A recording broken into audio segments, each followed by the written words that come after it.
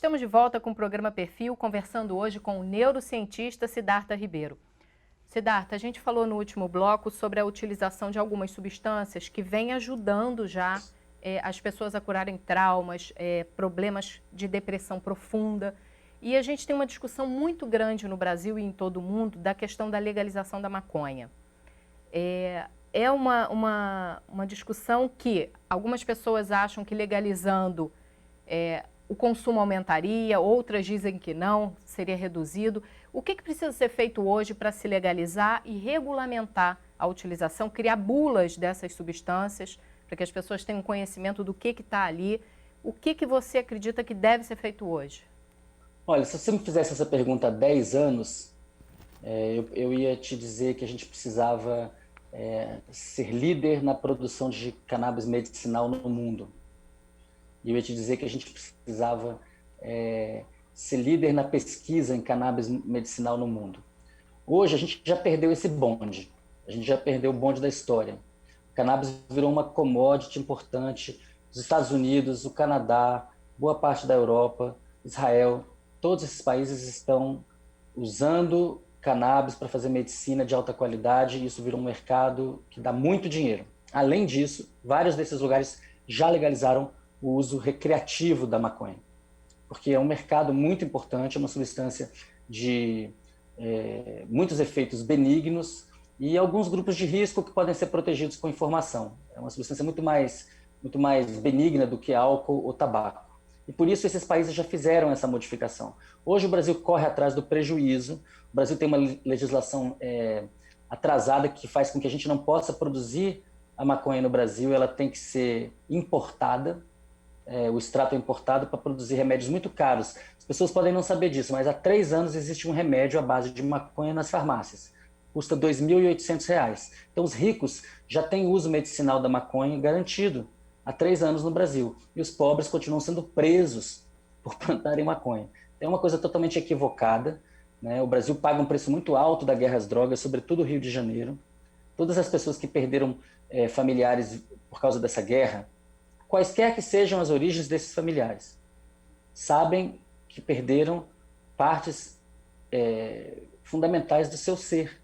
E isso não deveria ter acontecido. É uma guerra idiota, uma guerra que serviu a interesses totalmente escusos, que nunca deveria ter acontecido.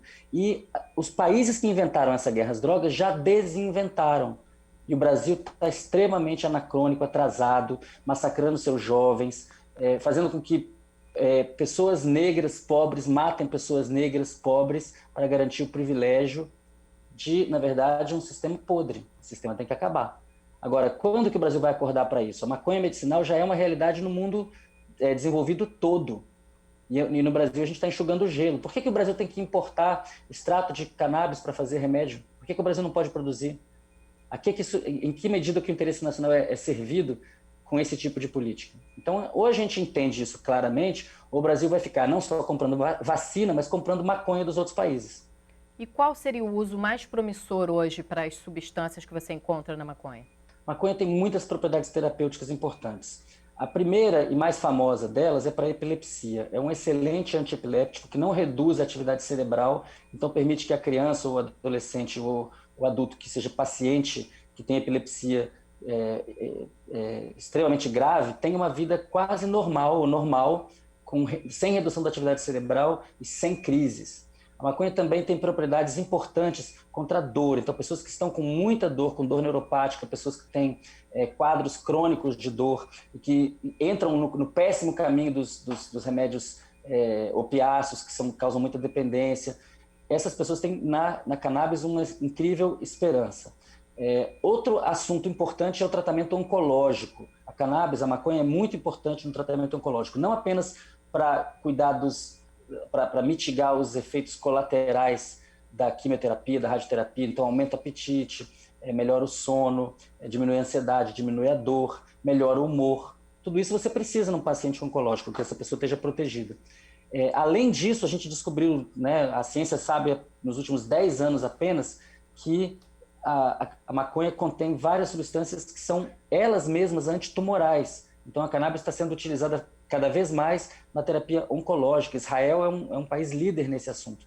A gente precisa entender que a medicina do século XXI, ela é uma medicina que vai ser, em grande medida, baseada nos produtos da maconha, da cannabis. Isso já aconteceu, uma revolução científica que já aconteceu. E agora as pessoas que no Brasil têm preconceito têm que apenas entender que maconha é remédio, que maconha não pode ser proibida. Agora, eu já vi você falando numa entrevista que maconha não seria para jovens, né? Seria para pessoas mais adultas e idosas. Qual é a diferença? Ótima pergunta. A maconha, o fato dela ser uma substância positiva para uma grande parte da população não torna ela menos perigosa para uma certa parte da população. Os jovens devem se abster do consumo de maconha, do consumo precoce, e sobretudo do consumo abusivo. Por quê? Porque maconha, ao contrário do que falaram por muito tempo, não mata neurônio. Maconha produz novos neurônios e novas sinapses, novas conexões entre os neurônios. Só que os jovens já têm muitos neurônios e muitas sinapses. Então, a maconha, o uso precoce e abusivo de maconha na adolescência está associado a uma síndrome amotivacional, ou seja, aquela criança, aquele adolescente que não quer fazer nada, pode ficar muito mais com vontade de não fazer nada ainda. Não estou falando grego, estou sendo bem claro, bem explícito.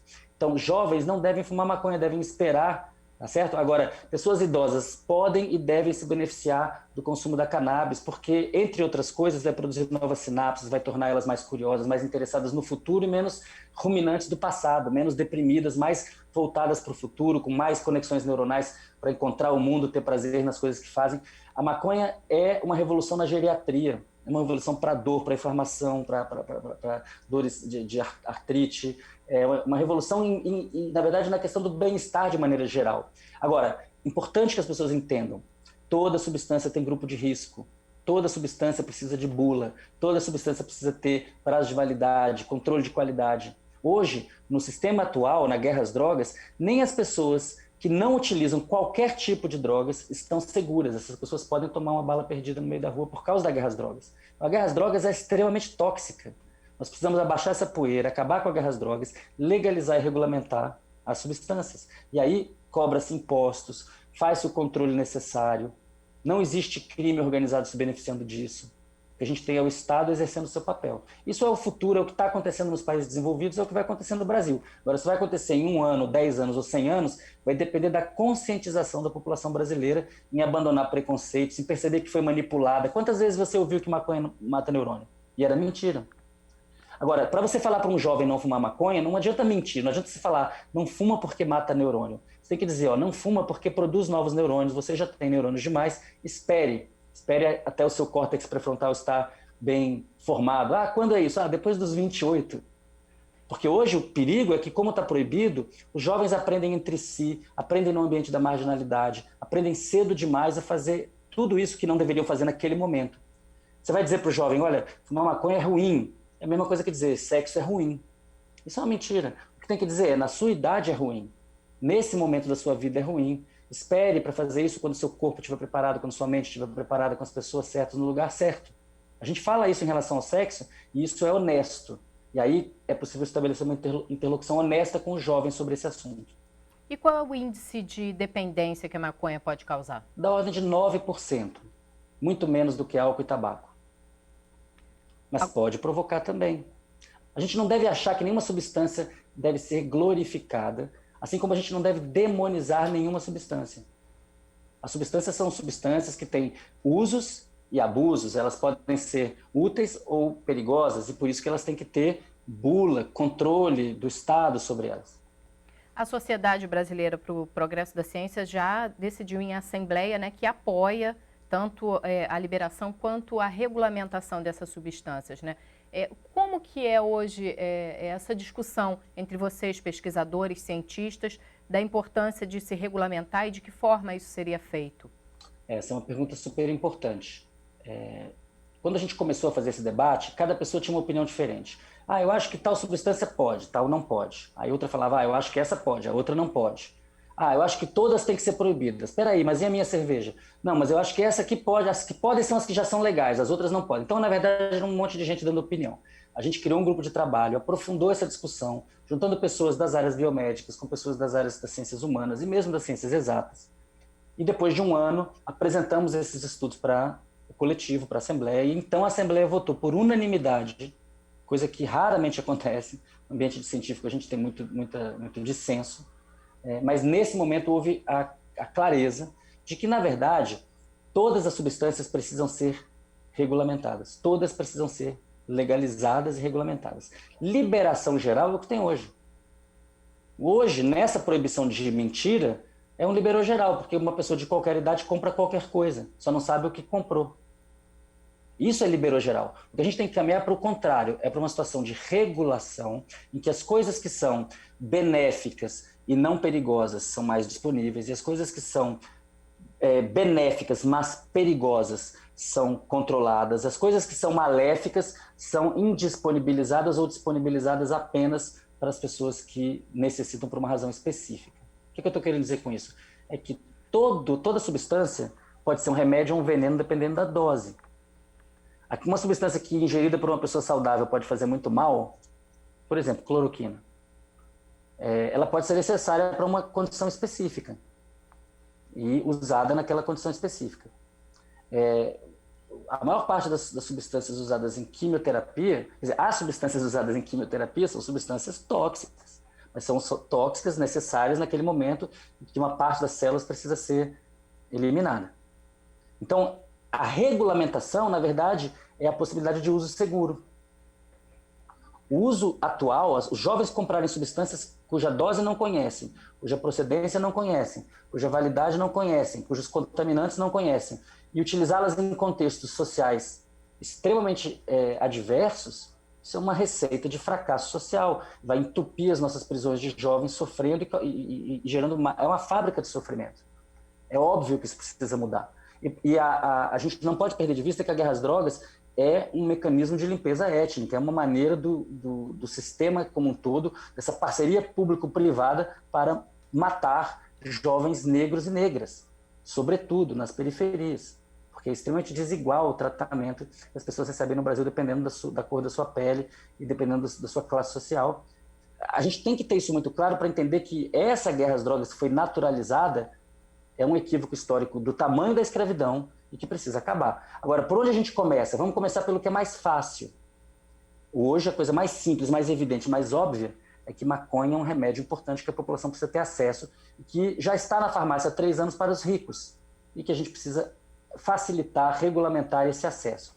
Hoje, esse acesso passa por direito de cultivar em casa, direito de fazer cooperativa sem lucro. As empresas vão entrar com certeza, já estão, as grandes empresas já estão no Brasil. A gente tem que lutar para que os microempresários possam fazer parte desse mercado, que seja um mercado diverso, um ecossistema diverso, e que institutos, universidades possam fazer apoio técnico para fazer as dosagens necessárias, para dar qualidades a esses produtos. Hoje, o Brasil, imaginem, há 10 anos o Brasil poderia ter se organizado para ser um líder de produção de cannabis medicinal, como Israel fez, como o Canadá fez. Assim como a gente poderia estar vendendo vacina para o mundo inteiro se a gente tivesse se organizado. Então, se a gente se organizar, a gente ainda pode correr atrás desse mercado. Tem um monte de capitalistas brasileiros que, cifrões, eles estão vendo o mercado mercado legal regulamentado da cannabis, porque já é uma realidade internacional. Agora, se o Brasil continuar do jeito que está indo, daqui a 10 anos a gente está comprando toda a nossa produção como estamos hoje, vamos continuar comprando. Um país desse tamanho, com essa quantidade de sol, fazendo mais uma importação que não era necessária. Então tem a ver com soberania, né? Bom, Siddhartha, a gente vai chegando ao fim do nosso programa e eu queria que você deixasse um recado para os jovens, né? Jovem brasileiro que quer ter oportunidade de estudar, de ter acesso a essas pesquisas que vocês fazem. O que você deixa de recado para esses jovens? O Brasil tem jeito. O Brasil está muito longe de ser o que a gente quer, porque ele ainda está em construção. O Caetano Veloso uma vez falou, o Brasil é aquele país que está em construção, mas já é ruína. Ele estava citando o Stefan Zweig, e isso diz respeito ao Brasil que há muito tempo tenta ser o que precisa ser, que é um país desenvolvido, justo, fraterno. Que a gente não desista do Brasil. Você não desistiu do Brasil, né? Você trouxe grandes nomes de volta e continua com esse pensamento, né? O Instituto vai firme e forte. Eu confio no Brasil. Eu acho que a gente vai sair desse momento atual, é um momento de muito pouca solidariedade. As pessoas precisam ter mais solidariedade umas com as outras e compreender que o país só pode crescer se nós permitirmos que as pessoas mais vulneráveis cresçam e possam se consolidar como seres humanos autônomos. Do jeito que o Brasil é hoje, com o nível de desigualdade, a gente não tem futuro como nação. E a gente tem que enfrentar isso de frente. Agradeço muito a sua participação, Siddhartha. Tomara que a gente possa gravar outros programas também, falando de ciência e tecnologia, de investimentos, né? Te agradeço mais uma vez a sua participação. Obrigado. Bom, o programa Perfil vai ficando por aqui. Você pode rever também nas nossas redes sociais.